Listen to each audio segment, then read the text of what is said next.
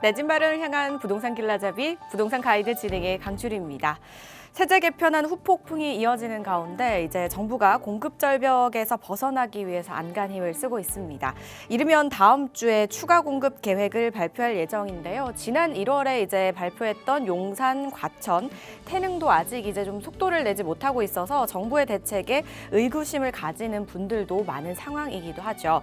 앞으로 많은 변화를 겪게 될 부동산 시장, 또 그 속에서 이 실수요자들은 어떻게 대응을 해야 될까요? 이 시간 또 저희와 함께 하시면서 그 불안감 잠재워 보시면 어떨까 싶습니다. 방송 보시다가 부동산 관련해서 고민 있으시거나 나에게 맞는 맞춤형 전략 필요하시다면 전화 문자 활짝 열려 있습니다. 02-2638-3963번, 서울 전화 02-2638-3963번으로 전화 주시거나 또는 샵 3989번으로 궁금하신 내용 적어서 지금부터 바로 보내주시기 바랄게요. 자, 그럼 부동산 가이드 오늘도 힘차게 출발할게요.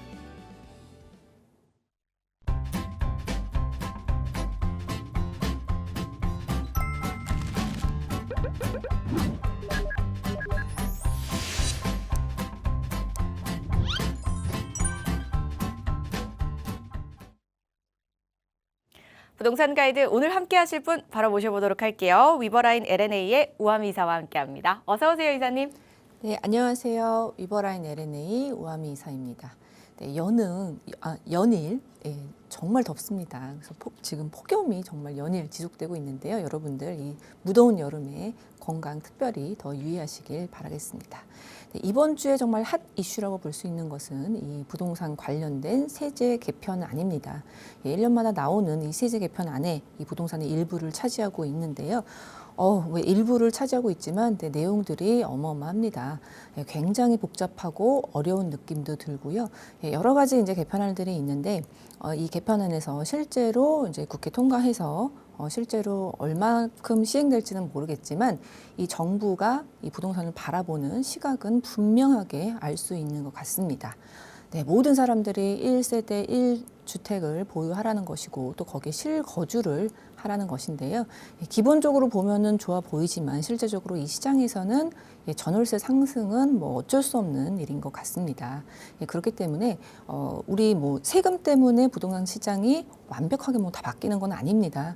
세금에 따라서 정책에 따라서 이 부동산 시장 내에서 개개인들이 또 합리적인 판단과 결정을 하기 때문에 또 시장이 어떤 흐름으로 가게 될지는 우리가 예상을 할 수 있는데요.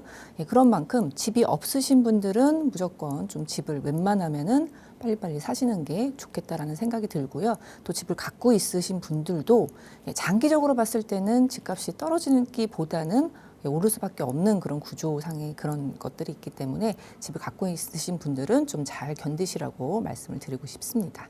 부동산에 관련된 고민들 있으신 분들은 전화 주시면 저와 함께 고민을 같이 나누도록 하겠습니다. 네, 세제 개편안이 발표되고 난 이후에 이제 가뜩이나 좀 힘들었던 전월세 시장이 더욱더 상승 기조를 보이지 않을까라는 의견들이 좀 나오고 있는 상황이라고 합니다. 그렇다면 실수요자들은 오갈 데가 없어지는 동시에 억지로라도 이제 내 집 마련을 해야 될까라는 생각이 좀 들 수밖에 없을 것 같아요. 그렇다면 이번에 계획을 세워놨던 그동안 고민만 했던 그 내 집 마련 한번 실천해볼까 하시는 분들 계시다면요. 오프라인 자리도 활용해 보시면 좋겠습니다. 이사님 어떤 자리죠? 네, 세미나 하고 있습니다. 지금 다음 세미나는 다음 주 금요일 1시에 열리고 있고요. 그 다음 세미나는 29일 토요일 1시로 예정이 되어 있습니다. 우리 세제 개편안에 따라서 어떤 전략을 짜야 될지 또 내 집 마련 하시는 분들 어떻게 접근해야 될지 이 개편안 내용도 많고 참 복잡하거든요. 그래서 그런 부분들 아주 상세하게 말씀드리는 그런 분석하는 시간 갖도록 하고요. 두 번째는 재개발 투자 어디에 해야 되는지입니다. 주택 산정 제외로 우리가 갈 수 있는 지금 세금에 대해서 굉장히 다 가중이 되고 있는 그런 방향으로 가고 있는데요. 양도세 중과 배제 뭐 이런 부분들로 우리가 주택 산정 제외로 갈 수 있는 그런 투자 방법도 있습니다. 그래서 그런 것에 대해서 실제적으로 투자할 수 있는 매물에 대해서 집중 분석하는 시간을 갖고 있습니다. 그래서 관심이 있으신 분들은요, 미리 전화 주셔서 예약하고 참석하시면 많은 도움이 될 것 같습니다. 네, 다주택자이시든 무주택자이시든 이번에 개편된 이 세제 내용들에 따라서 전략을 좀 어떻게 바꿔야 될지 아니면 지금 잘하고 있는지 궁금하시다면 참석하셔서 이야기 나눠보시면서 체크해보시면 되겠습니다. 예약 문의는요 02-2638-3963번과 샵 3989번으로 연락 주시면 되고요. 그리고 여기서 더 나아가서 조금 더 깊게 이야기 나누고 싶어요 하시는 분들을 위한 자리도 또 다르게 마련돼 있다고 하거든요. 이어서 설명 들어볼까요? 네, 1대1 대면 상담 진행하고 있습니다. 재개발 투자 참 어렵습니다. 복잡하기도 하고 내가 잘하는 건지 선뜻 결정하기도 힘든 그런 부분들이 많을 텐데요. 어떻게 어디를 내 상황에 맞춰서 투자해야 되는지 그런 부분들 집중적으로 대화를 통해서 상담을 통해서 판별할 수 있으면 좋을 것 같은데요. 금액대별로 실제로 매물을 위버라인에서 보유하고 있습니다. 그래서 궁금하신 분들은 1대1 대면 상담 신청 주시고 오시면 좋겠습니다. 네, 여러 이야기들 한번 나눠보실 수 있는 자리 있으니까요. 나에게 맞는 상황 어떤 상황인지 어떤 계획이 필요한지 한번 이야기 나눠보시기 바랄게요. 역시나 문의사항은 아래에 나가고 있는 번호로 연락을 주시면 되겠고요. 그리고 저희 또 생방송 중에 상담 문의 활짝 열려 있으니까요. 지금부터 연락 주시면 되겠습니다. 저희는요 전화 한 통 연결해보고 또 한 주간의 흐름들 체크해보도록 할게요. 먼저 전화 연결부터 해보겠습니다. 여보세요? 네네. 네, 안녕하세요. 네, 안녕하세요. 네. 반가워요. 네, 시청자님 어떤 점이 좀 궁금하세요? 저는 지금 그 빌라에서 장충당로 8길 56번지는 그 다가구 빌라에서 살고 있는데요. 네. 그게 앞으로 전망이 어떤지, 다른데, 이걸 팔고선 다른 데를 하는 게 투자가 더 나은지, 현재 살고 있는 데가 더 나은지, 그걸 알고 싶었어요. 네, 지금 보유하고 계신 곳에 이제 전망이 좀 어떤지 아니면 좀 갈아타야 되는지 이 부분이 궁금하신 걸까요? 네, 신당동 399-1번지에서. 네, 신당동이요. 알겠습니다. 신당동에 보유하고 계신 연립주택 전망 어떤지 저희 한번 이사님 연결해 드릴 테니까요. 말씀 나눠보세요. 네. 네, 안녕하세요. 안녕하세요. 네, 이게 강화문, 광희문이 있는데, 같이 연결되어 있는 그 문과 바로 같이 거기에 있는 거거든요. 예, 어머니. 예, 지금 실거주하고 계세요? 실거든요. 예, 실거주하고 계세요. 지금 제가 뭐 빨리 말씀 주셔갖고 지금 지도 보고 계세요 혹시? 지금 지도는 안 보고. 아, 네. 예, 알겠습니다. 어머니 그러면은 청구역에서 왼편에 있는 데 맞으신가요? 예, 여기는 예. 장충당 주민센터에서 가까워요. 아, 주민센터에서 가까워요? 예, 네. 네, 뭐 여기인 것 같은데. 아, 주민센터에서 가까워요? 네, 알겠습니다. 네네네. 지금 말씀하신데 제가 바로 적은 것 같아요. 그래서 이쪽에 지금 위치에 있는 거고 청구역에서 왼편에 있는 빌라에 살고 계신 거죠? 네네, 맞아요. 네. 여기가 4층까지 있는 건데. 네, 여기 지금 주위에 다 재개발되고 있죠? 여기는 재개발이 네. 광희문 과제에 있기 때문에 안 된대요. 네, 우리 아무튼 여기 한번 봐볼게요. 네, 요거 지금 재개발 지도 이렇게 보면 네, 우리 신당 13구역도 있고 신당 10구역도 있고 근데 우리 밑쪽에 요쪽에 있는 것 같아요. 네, 강문하고 네, 요쪽에 위치해 있는데 이쪽은 지금 재개발이 되는데 우리는 지금 재개발 안 되고 있고 그렇잖아요. 네. 네, 근데 어머님 여기 지금 거주하고 계시는 거죠? 거주하고 있어요. 네. 네, 그러면은 다주택자이세요?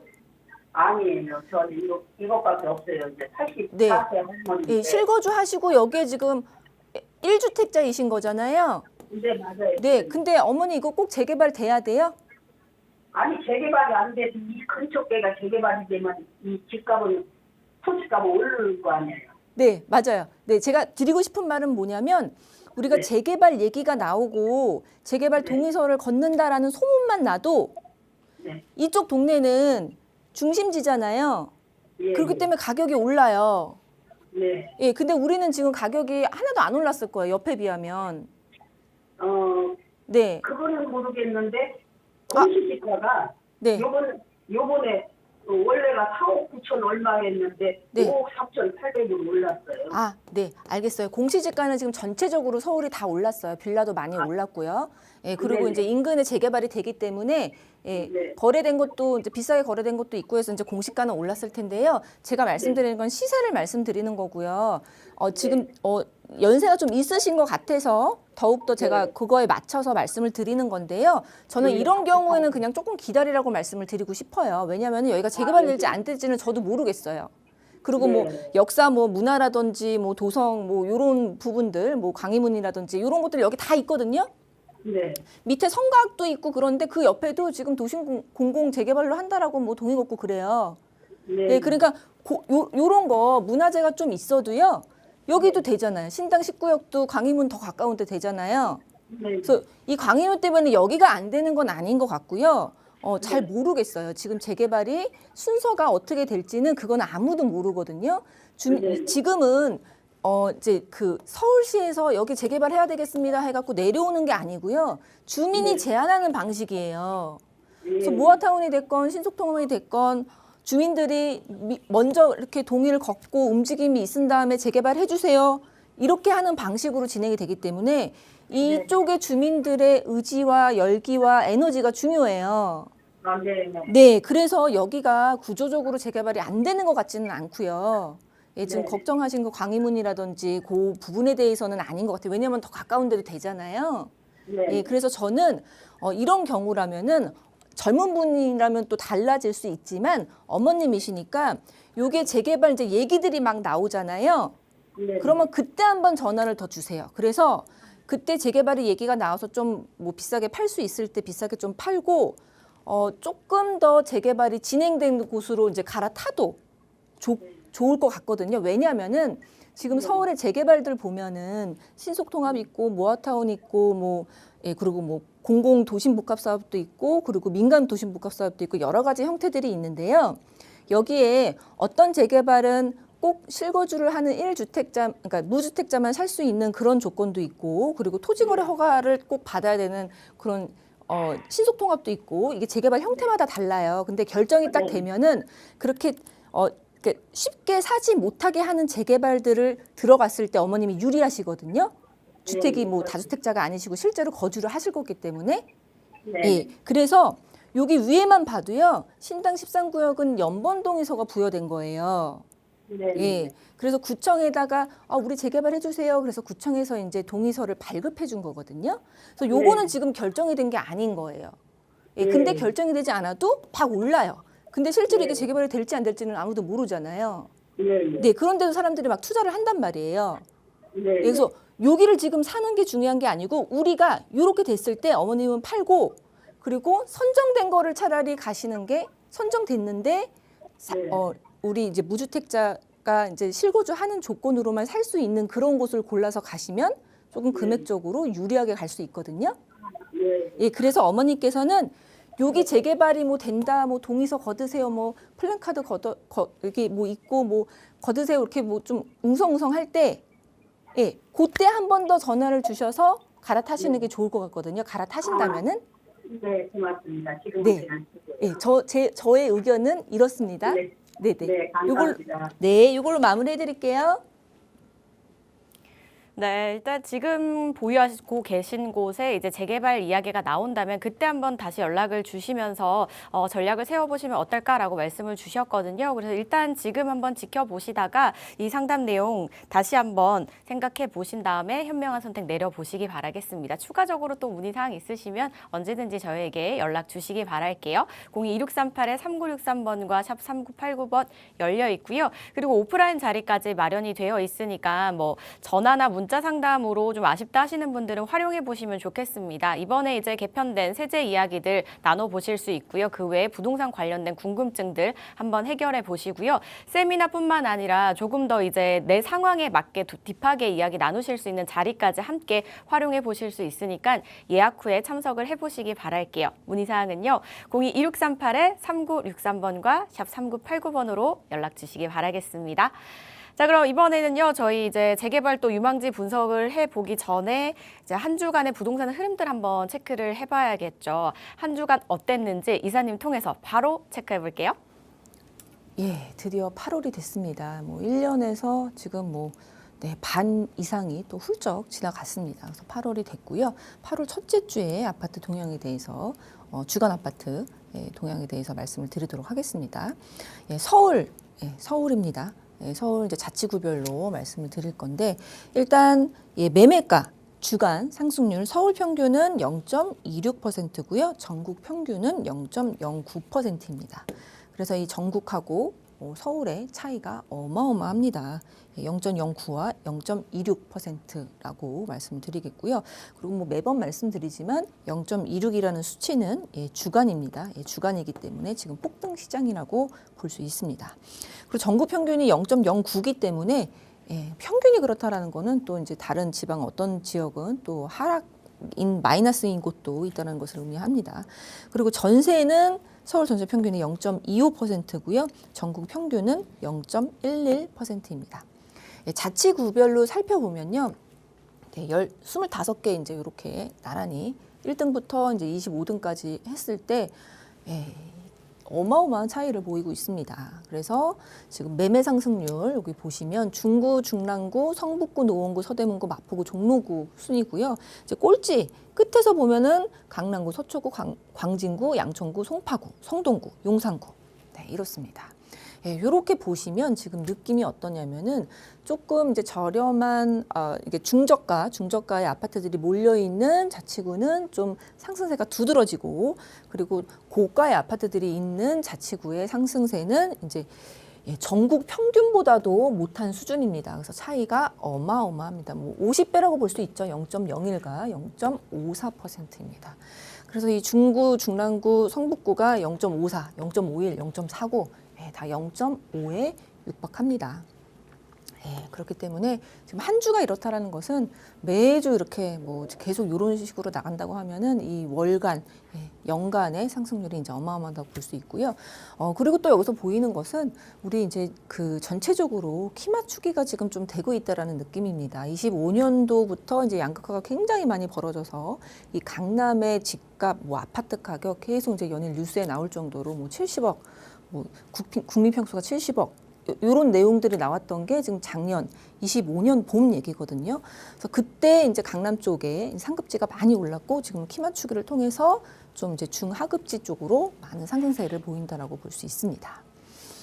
전세 상승률도 좀 양극화가 좀 되고 있는 그런 모습입니다. 그래서 성북구, 노원구, 금천구, 강북구, 강동구 순으로 0.49, 0.41, 0.38 상당히 높습니다. 그리고 서초구, 강남구, 양천구, 강서구, 용산구는 좀 저조한 상승률을 보이고 있습니다.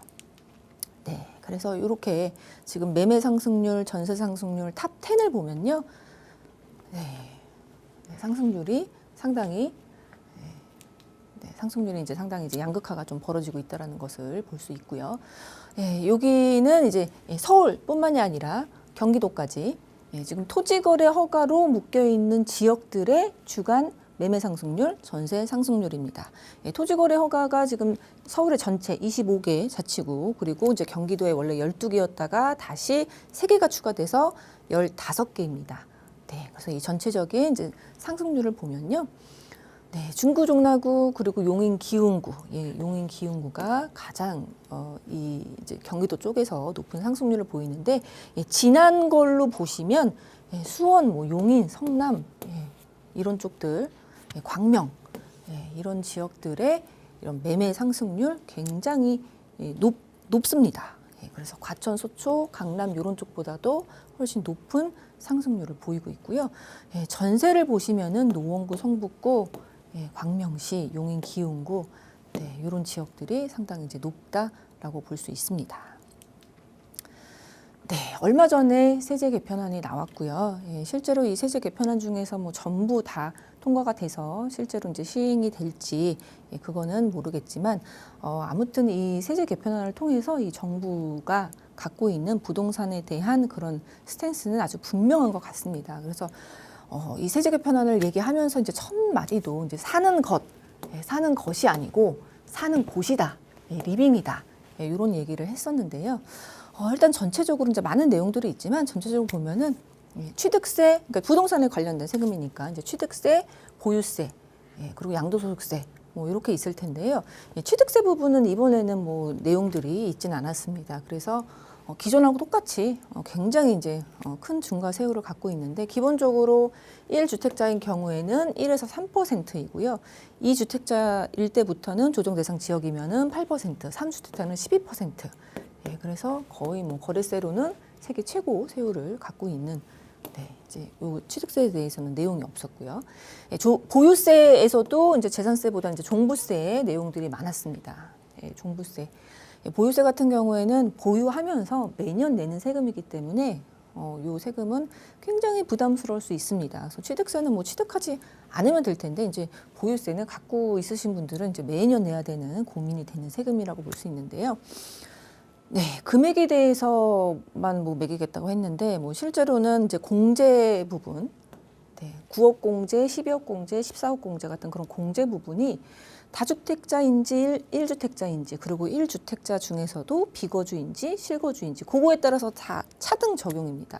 그래서 실거주를 하면서 1주택자는 14억까지 공제되고 거주를 하지 않거나 뭐 다주택자 같은 경우에는 거주를 하지 않았는데 1주택자는 12억까지 그리고 다주택자 같은 경우에 이제 9억까지 이런 공제 차등이 있습니다. 그리고 그래서 아무튼 실거주인지 아닌지 그리고 다주택자인지 아닌지 이런 부분들이 차등이 되기 때문에 1주택만 보유하고 또 실거주를 하라는 메시지를 보내고 있다라고 볼 수 있고요.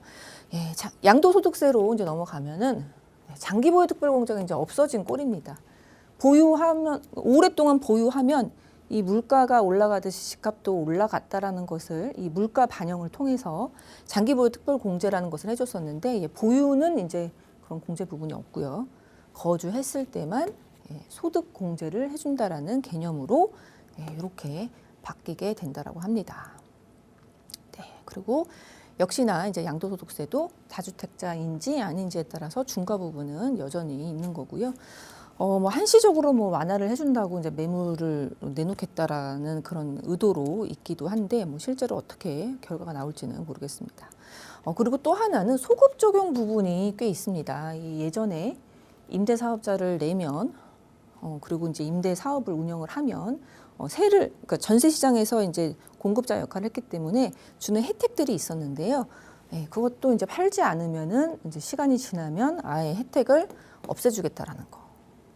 그리고 또 이 부동산 시기가 안 좋았을 때 집을 샀던 분들 그런 기간들이 있거든요. 그래서 양도세 면제해주는 그런 기간에 사는 분들은 또 양도세 면제가 있었는데 그분들도 언제까지 안 팔면 혜택을 안 주겠다라는 소급 적용 부분도 있었습니다.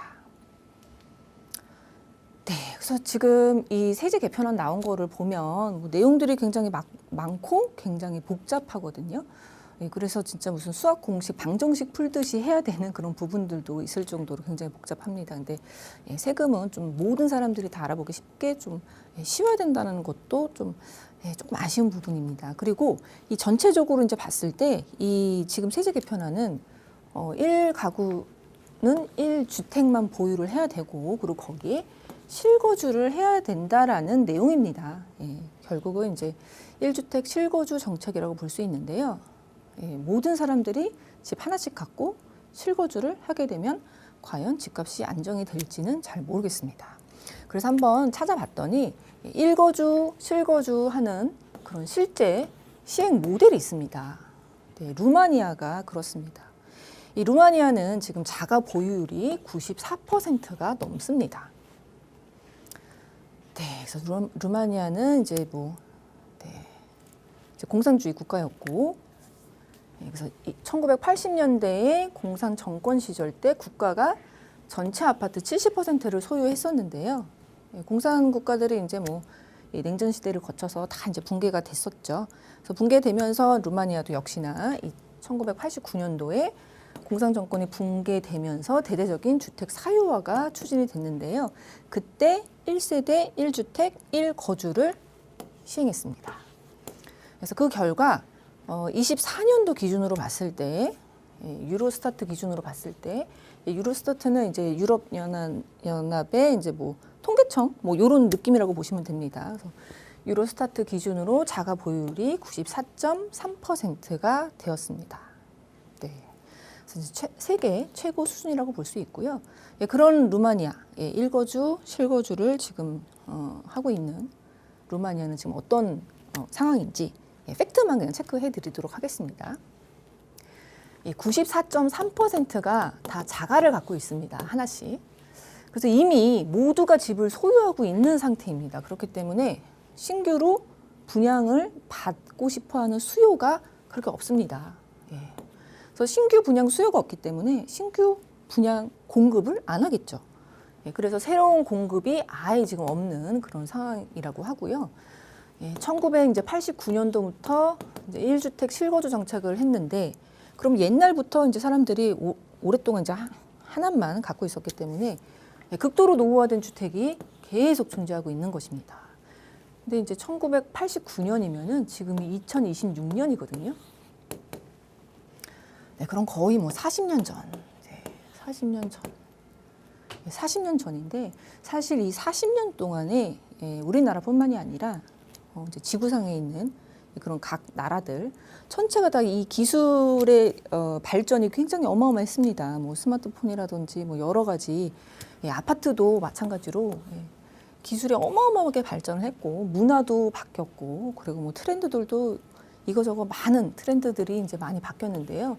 그러니까 옛날 스타일의 집만 존재한다는 것입니다. 그리고 또 그런 옛날에 이제 지금의 기술이 가미되지 않은 그런 집들 플러스해서 노후가 많이 됐기 때문에 뭐 난방도 불량하고 층간소음, 배관 하수도 노후도가 심각하다라고 합니다. 여기서 주거 환경은 열악해졌고요. 네, 그리고 임대 시장의 실종, 이 부분도 이제 심각하다라고 하는데요. 지금도 많은 전문가들이 이제 뭐 우려를 표하고 있습니다. 지금 다주택자들을 계속 이제 규제를 하면 이제 민간 임대 시장에서 이제 활성화가 안 된다 그런 내용들이 있는데 그렇습니다. 실제적으로 다주택자가 소멸됐기 때문에 루마니아에서는 민간 임대 시장이 사실상 이제 완전 붕괴가 됐다라고 보여지고요. 그래서 이제 민간 임대 시장에서의 정식 임차 계약 거주자가 전 인구의 단 1%밖에 되지 않는다라고 합니다. 그래서 요거 이외에는 이제 거의 음성적인 고액 월세라든지 뭐 암 시장이 좀 형성이 됐다라고 볼 수 있고요. 그런데 반면에 이제 공공임대는 3에서 4%밖에 되지 않기 때문에 임대 시장이 민간이 좀 주도를 하지 않으면 커버가 좀 안 된다라는 것도 좀 반증하는 그런 내용이라고 볼 수 있습니다. 네, 그러면은 이 주거 시장만 좀 이렇게 열악한 주거 시장과 뭐 임대 시장이 좀 붕괴가 되고 가격이 올랐느냐? 근데 그것뿐만이 아니라 경제 전반에 좀 치명타라고 합니다. 오스월드라는 이제 학자가 이제 내놓은 가설인데요. 자가 보유율이 지나치게 높아지면 노동 시장에 손상이 온다라는 얘기들이 있습니다. 그래서 자가 보유율이 10% 증가하면 장기 실업률도 최대 2% 상승을 한다라고 하는데 우리가 이제 상상을 해보면 충분히 이제 이해가 가능한 부분인데요.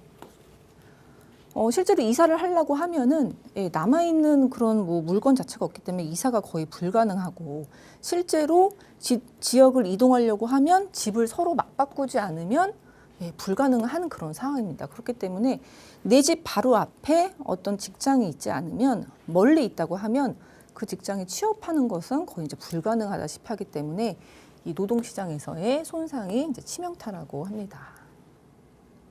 여기서 루마니아 지금 실제 모습이 이사하고 싶으면 거의 서로 집을 맞바꿔야 되는 그런 상황이고요. 그렇기 때문에 취업 이사 포기가 이제 잦다고 합니다. 그래서 이 루마니아의 전 인구의 지금 한 20%가 해외 이주가 되어 있는 상태인데요. 뭐 열심히 공부하고 뭐 양질의 일자리를 찾는 그런 이제 똑똑한 사람들은 거의 이제 해외 이주를 택했다라고 합니다. 네, 그리고 주택 가격 당연히 상승할 수밖에 없겠죠. 신축 공급이 없기 때문에 매물이 실종되고 그리고 양질의 주택은 거의 찾아볼 수 없기 때문에 부르는 게 값이 되고 네, 그리고 이제 남아있는 그런 집들이 없고 다 1주택씩 소유를 하고 있기 때문에 청년들은 거의 이제 남아있는 매물이 없어서 독립이 불가하고요. 청년들이야말로 이제 사회 초년생들이 이제 보면 직장 옆으로 해서 아직은 이제 자금이 없지만 전세든 월세든 아니 뭐 물론 루마니아 전세는 없지만 하여튼 그런 임차 시장으로 시작을 해야 되는데 임차 시장이 이제 죽었기 때문에 독립이 불가해서 강제 캥거루족 상태라고 합니다. 네. 네, 그래서 요거는 제 얘기는 아니고 실제로 1주택 실거주 정책이 실현된 루마니아 사례를 들어서 실제 모습을 팩트 체크를 한번 해봤습니다. 네, 그래서 이번에도 이제 세제 개편을 나오면서 집은 바잉하는 사는 그런 제외가 아니라 사는 것, 사는 것이어야 된다라고 이제 재차 강조하면서 세제 개편을 이제 시작을 했는데요. 제가 생각하는 것은 그렇습니다. 사실 뭐 집이 있건 없건 전세건 월세건 자가이건 내가 살고 싶은 곳에서 그냥 편하게 살 수 있게끔 만들어주는 게 참 좋은 정책이다라는 생각이 들고요. 그리고 이제 열심히 일할 수 있도록 열심히 일하면 그 결과에 대해서 보상이 있도록 했으면 정말 좋겠습니다. 그리고 뭐 일이라는 거는 꼭 육체적인 노동이 아니라 뭐 정신적인 노동, 자본 노동도 다 이제 노동으로 인정이 됐으면 좋겠다는 생각이고요. 꼭 물건을 만들어서 파는 것만이 또 그런 노동이 아니거든요. 그래서 유무형의 내가 뭐 아이디어가 됐던 뭐 자본이 됐던 어떤 형태로든 사회에 이바지할 수 있으면 그런 노동으로 생각이 되면서 이제 보상이 되고 내가 편하게 살고 싶은 곳에서 살 수 있도록 정책을 펴줬으면 좋겠다라는 의미에서 한번 준비를 해봤습니다. 네, 현재 서울 25개 자치구 내에서도요, 상승률의 격차가 좀 뚜렷하게 차이가 나고 있습니다. 중저가 아파트가 몰린 지역의 상승세 여전히 뚜렷하게 보이고 있고요. 고가 아파트 쪽은 그나마 덜하는 흐름을 보이면서 양극화가 점점 이렇게 좀 뚜렷해지고 있는 그런 상황이고요. 그리고 그 뒤를 이어서는 이제 최근에 발표가 됐던 세제 개편안 관련해서 좀 언급을 해주셨는데, 일단 기조 자체가 1주택 실거주 정책이 좀 깔려 있는 기조다 보니까 이게 이렇게 된다면 사회 전반적으로 좀 어떤 영향을 미치게 될지 또 다른 나라와 함께 비교를 하시면서 설명을 해주셨거든요. 우리나라는 어떻게 흘러갈지 또 이런 부분들 한번 고민하시면서 전략들 잘 세워보셔야겠습니다. 역시나 전략 필요하시거나 궁금하시다면 저희 아래에 나가고 있는 번호로 연락 주시기 바랄게요. 자, 그럼 저 이번에 이어서 재개발 지역으로 한번 떠나보겠습니다. 오늘은 어떤 이야기 들어볼까요, 이사님? 네, 민간 도심 복합 재개발이 이제 드디어 좀 시작을 할 것 같은 느낌입니다. 네, 그래서 민간 도심 복합 재개발에 대해서 많은 얘기들이 나왔었고, 그리고 이제 운영 기준이라든지 시행 규칙이 아직은 정해지지 않았기 때문에 실제로 시작이 안 됐던 부분들이 있었는데요. 민간 도심 복합 재개발은 용적률이 굉장히 높게 받을 수 있는 그런 밀도 있는 개발이 가능하고, 그리고 또 빠르게 갈 수 있는 그런 개발 사업의 틀이기 때문에 굉장히 이제 기대가 됐다라고 볼 수 있는데요. 성장 거점형과 그리고 주거 중심형 이 두 가지가 있습니다. 근데 그 중에서 성장 거점형의 그런 재개발 사업이 지금 실제로 이제 시작이 될 것 같은 느낌입니다. 네. 빠른 속도의 밀도 있는 개발이 가능한 민도복입니다. 이제 본격적으로 시작하지 않을까라고 말씀을 주시면서 이제 들고 나와 주셨는데 하나씩 열어볼게요. 일단 첫 번째 키포인트는 민간도심 복합개발 사업입니다. 이게 요즘 굉장히 많이 이야기가 나오고 있잖아요. 일단 어떤 건지 자세하게 또 알아볼 필요가 있겠죠? 네. 지금 한 며칠 전인데요. 이제 이 민간 도심 복합 개발 사업 중에서 성장 거점형의 그런 시범 구역을 9월이면은 지정한다고 합니다. 그래서 지금 9곳이 지금 신청이 들어가 있는 상태고요. 그리고 성장 거점형 같은 경우에는 민간 도심 복합 개발 사업의 이제 운영 기준까지도 나와 있기 때문에 실제로 이제 시범 지역으로 구역 지정이 되고 이제 선정이 되고 그리고 진행이 된다면은 우리 모아타운 같은 경우도 번동의 시범 구역으로 이제 선정되고 지금 번동이 이주를 하고 있는 상황이거든요. 그래서 굉장히 빨리 22년도에 선정되고 지금 26년도에 이주하기 때문에 재개발 사업에서 굉장히 빨리 진행이 되는데 이것도 마찬가지로 지금 이제 시작입니다. 그래서 접수를 이미 받았고요. 실제로 진행이 되고 또 시작할 수 있다라는 점에서 굉장히 큰 의미가 있다라고 생각이 듭니다. 이 성장 거점형 민간 도심 복합 개발이라는 것은 민간 도심 복합 개발은 일단은 근거법은 도심 복합 개발 지원에 관한 법률입니다. 그래서 이 법이 지금 25년도에 제정이 됐습니다. 그래서 새롭게 나온 법이고요. 사업 주체가 이제 뭐 민간이기는 한데 이 조합 형태가 아닌 그 신탁이나 리츠의 그런 전문가가 사업을 하기 때문에 굉장히 빨리 될 수 있다라는 거. 그리고 또 오세훈 시장께서도 이제 이 부분에 대해서 이제 최고 1,300%까지도 해주겠다라고 빠르게 한번 진행해보겠다라는 그런 의견도 비쳤기 때문에 굉장히 빠르게 진행될 사업이라고 생각이 듭니다. 일단 이제 민간 도심 복합 사업 같은 경우에는 밀도 있는 그런 개발 사업을 해준다라는 것인데요. 그래서 역세권, 도심, 이런 지역의 주거 업무 상업을 결합해서 고밀 개발을 하는 그런 사업입니다.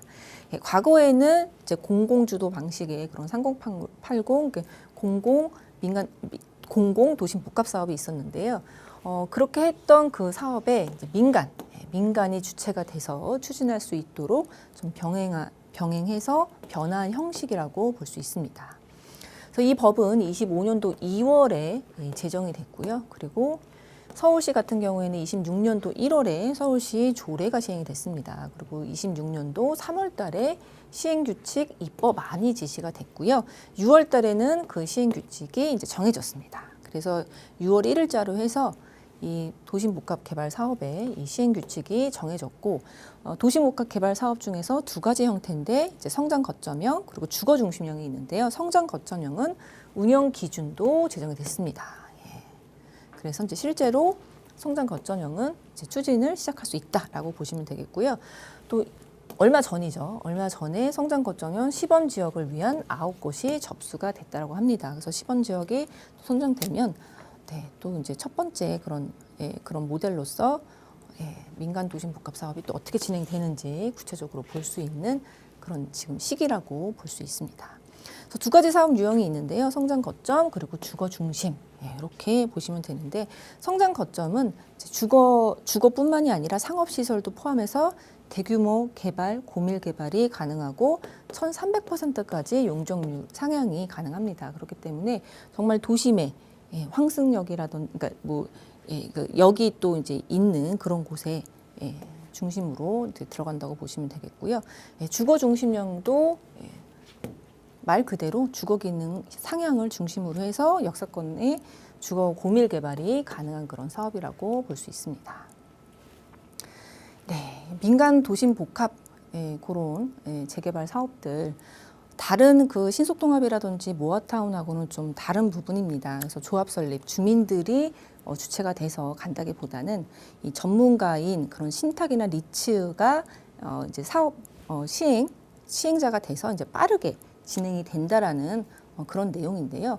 일단은 입안 제한에서 이 면적의 총수의 4분의 1, 구역 안에 있는 그 조합원의 총수의 4분의 1, 그리고 면적의 2분의 1 동의를 얻어서 사업 시행 예정자가 구청에 신청하는 것으로 시작입니다. 그래서 이렇게 사업 시행 예정자가 이제 결정돼서 사업 시행 예정자가 실제로 이제 신청하고 또 그런 지구 지정을 위해서 준비를 하고 혁신지구로 지정이 된 다음에 굉장히 빠르게 진행이 될 수 있는 그런 부분들이 있기 때문에 많은 사람들이 이 사업성도 좋고 빠르게 진행될 수 있다라고 지금 기대를 하고 있는 그런 사업이라고 볼 수 있겠습니다.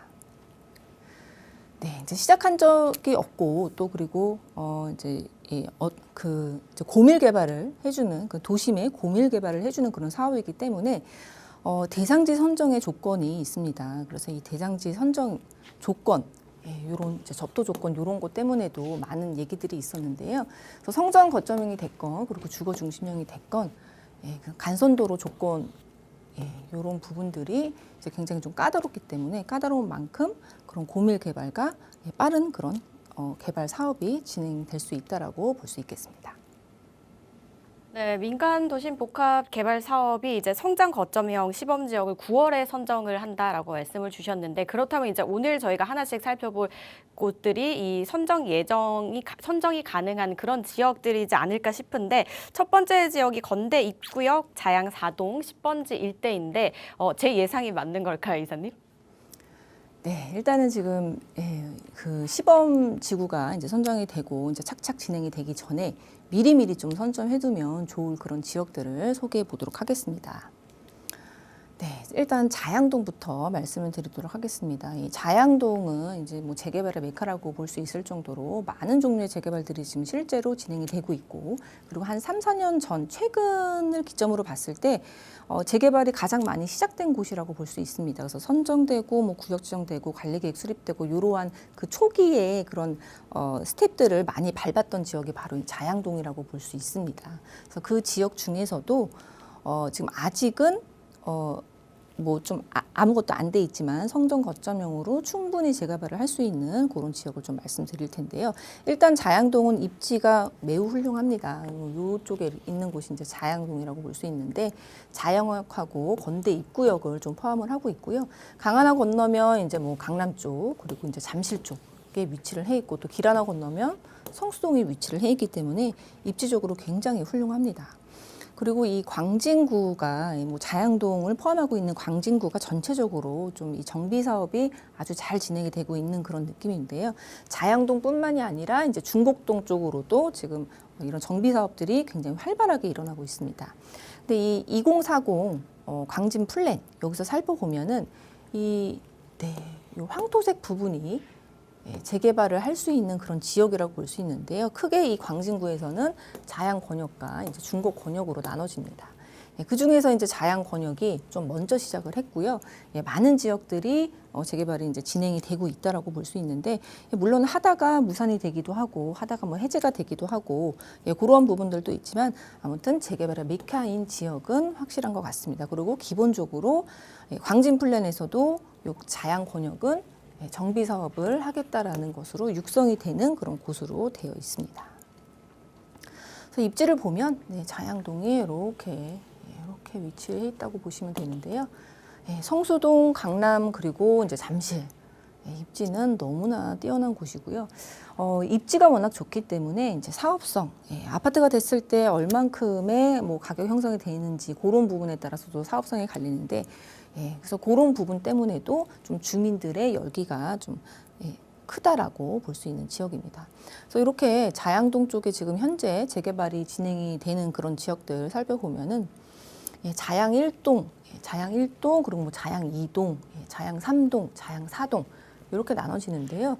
굉장히 많습니다. 이 초록색 부분으로 해서 모아타운이 한강변으로 모아타운이 자양 2동도 지금 관리계획 고시되고 뭐 수립되고 선정되고 이런 초기 단계의 재개발이 다 지금 진행이 되고 있고요. 그 자양 1동으로도 자양 뭐 77-1번지라든지 아니면 799의 이제 모아타운도 관리계획 고시까지도 이제 다 되어 있는 그런 초기 단계의 단계를 좀 많이 다 이뤘다고 볼 수 있습니다. 그리고 자양 3동, 자양 4동 재개발이 될 수 있는 지역들은 거의 뭐 빽빽하게 진행이 되고 있다라고 볼 수 있고요. 특히 이제 자양 4동 같은 경우에는 뭐 1, 2, 3동도 뭐 좋기는 하지만 이제 이 성수 전략지구하고 나란하게 위치를 해 있는 한강변이기 때문에 굉장히 유명합니다. 그래서 이 자양 4동도 22년도에 뭐 선정되고 그리고 올해 초에 이제 25년도에 이제 구역 지정이 됐는데 벌써 뭐 이 가격 오름세가 원룸이 뭐 20억에 육박할 정도로 굉장히 오름세가 많았습니다. 그래서 이쪽 동네가 다 재개발에 진행이 되고 있고 또 자양 4동 위쪽으로 해서 그 모아타운이 굉장히 일찍 선정이 된 적이 있었는데 또 해제가 되기도 했습니다. 그러다가 또 다시 재추진의 움직임이 있고 재개발이 메카라고 볼 수 있는 그런 자양동입니다. 그 위쪽으로 해서 자양동 10번지 일대가 뭐 예전에는 건대 입구역 모아타운도 했었고 역사권 시프트 사업도 하려고 뭐 동해를 걷고 했었는데 우여곡절 끝에 지금은 이제 성장 거점형으로 민도복의 성장 거점형으로 다시 시작을 합니다. 그래서 지금 제가 요거를 말씀드리는 이유는 이제 성장 거점형의 시범단지도 이제 9월이면은 선정이 되고 실질적으로 이제 가시화가 돼서 이제 재개발이 될 텐데 이렇게 지금 가능성이 있고 움직임이 있는 지역들을 좀 선점하고자 하는 의미에서 좀 말씀을 드리는 거고요. 이 자양 4동의 이제 10번지 일대는 민도복의 성장 거점형 재개발로 지금 추진을 준비하고 있습니다. 그래서 이쪽을 보면 6만 제곱미터 정도가 되고 여기에 토지 등 소유자가 한 550명 정도입니다. 근데 이 성장 거점형은 이제 최고가 1,300%까지도 가능하다라고 말씀을 드렸는데요. 여기는 용적률 한 800% 정도로 계획을 하고 있고요. 그래서 이렇게 800%로 하면은 550명이 이제 2,000세대가 될 수도 있는 그러한 사업성을 가지고 있습니다. 그래서 조합원 수 대비해서 건립 세대 수가 굉장히 많은 그런 지역이라고 볼 수 있고요. 이미 도시 정비 업체에서 계약을 해서 지금 이제 좀 전문적인 그런 사람들이 주도하에 잘 진행이 될 수 있는 그런 바탕을 좀 마련해 있다라고 볼 수 있습니다. 민간 도심 복합 개발 사업 같은 경우에는 그 간선도로 조건, 이게 굉장히 이제 예민한 부분입니다. 간선도로가 전부 다 간선도로가 아니기 때문에, 그리고 도로에 또 접하면 또 거기 상가들도 있고 해서 이제 진행되기가 참 어려운 부분들이 있는데, 이 지역 같은 경우에는 위쪽으로는 아차산로 보조간선도로고요, 왼쪽으로는 동일로 주간선도로입니다. 그래서 간선도로 조건이라든지 아니면 둘레의 8분의 1 이상이 접도해야 되는 그런 부분들이 충분히 만족하기 때문에 눈여겨볼 만하다라고 볼 수 있겠습니다. 네, 그리고 잠실동도 좀 눈여겨볼 만하다라고 볼 수 있는데요. 잠실동도 민간 도심 복합에 대해서도 얘기들이 굉장히 많이 나오고 있습니다. 이 잠실동은 워낙에 이제 뭐 상급지이기도 하고요.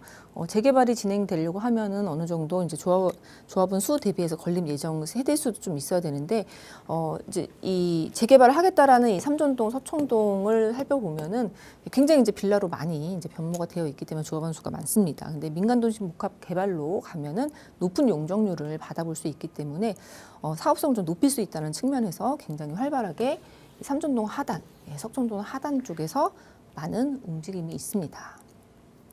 일단 서촌동 하단 쪽으로 살펴보도록 하겠습니다. 석촌 고분역이 있고요. 이제 1구역, 2구역 나눠서 진행을 하는데요. 1구역하고 2구역 이렇게 나눠서 진행을 하고 벌써 이제 신탁사에서 MOU를 맺은 상태입니다. 그래서 이제 여기는 이제 주거 중심형으로 되는 그런 부분들이 있기 때문에 운영 기준이 나오면 좀 빠르게 진행될 수 있도록 준비는 정말 철저하게 좀 잘 하고 있는 그런 상태이고요. 이쪽에서도 간선도로 보면은 요 위쪽으로 해서 백제고분로가 간선도이기 때문에 이렇게 접해져 있는 그런 구역들은 어느 정도 이제 구역 조정 없이도 갈 수 있는 조건을 만족한다라고 볼 수 있습니다. 그리고 삼전동 쪽으로 가보면요. 삼전역에서 석촌 고분역 요 사이 이제 아래쪽에 있는 삼전동이 주민 설명회도 하고 굉장히 활기차게 지금 준비를 하고 있다라고 볼 수 있습니다. 여기도 마찬가지로 신탁사 MOU가 맺어 있는 상태고요. 꽤 넓습니다. 여기가 꽤 넓은데 1구역, 2구역, 3구역으로 되어 있고 다 이제 6만 제곱미터 기준을 넘지 않게 그렇게 좀 잘 쪼개놨다고 볼 수 있는데, 여기도 보시면은 요쪽 백제고분로와 그리고 삼정로 요 부분이 이제 간선도로라고 볼 수 있고요. 어느 재개발이나 구역 조정은 뭐 언제든지 있을 수 있는 일입니다. 그래서 그런 것들 이제 뭐 수정을 통해서 진행을 할 수 있는 그런 가능성이 충분히 있고 또 MOU도 맺어 있고 굉장히 활발하게 진행을 준비하는 곳이기 때문에 눈여겨볼 만하다라고 정리를 해보겠습니다. 네, 저희 이렇게 세 곳 지역들 살펴보셨고요. 저희가 지금 시간 관계상 빨리 마무리를 좀 해야 될 것 같습니다. 그래서 더 자세한 내용 궁금하신 분들을 위한 자리 소개 한번 들어볼게요, 이사님. 네, 세미나 열리고 있습니다. 8월 14일 금요일 1시에 하고 있고요. 그리고 그 다음 세미나는 8월 29일 토요일 1시에 예정이 되어 있습니다. 그래서 궁금하신 분들 부동산 세제 개편안이 나왔는데 나는 어떻게 해야 되나, 뭐 팔아야 되나, 아니면은 뭐 지금 살려고 계획하고 있는데 어떻게 해야 되나, 이런 부분들 궁금하신 분들이 있을 텐데요. 그런 세제 개편안 집중적으로 분석을 한번 해보도록 하고요. 그리고 최근 들어서 재개발 정말 다 잘 진행이 되고 있는 경험들을 많이 하고 계실 겁니다. 그래서 재개발 놓쳤던 분들 많으신데요. 지금이라도 늦지 않았습니다. 재개발 투자 어디에 어떻게 해야 되는지 그런 부분들도 집중 분석하는 시간 갖고 있으니까요. 많은 분들 오셔갖고 좋은 정보 얻어가실 수 있도록 하겠습니다. 네, 자세한 이야기 나누고 싶으신 분들께서는요, 맞는 자리 한번 또 활용을 해보시고요. 예약 원하시는 분들은 02-2638-3963번, 샵 3989번으로 연락 주시면 되겠습니다. 저희 방송에서 제공하는 정보는 투자 판단에 대한 조언일 뿐 해당 부동산의 가치 상승과 하락을 보장하지 않습니다. 오늘 저희가 준비한 소식은 여기까지입니다. 여러분, 한 주 동안 정말 고생 많으셨고요. 주말 행복하게 보내시기 바랄게요. 다음 주 이 시간 다시 찾아뵙겠습니다. 시청해주신 여러분, 고맙습니다.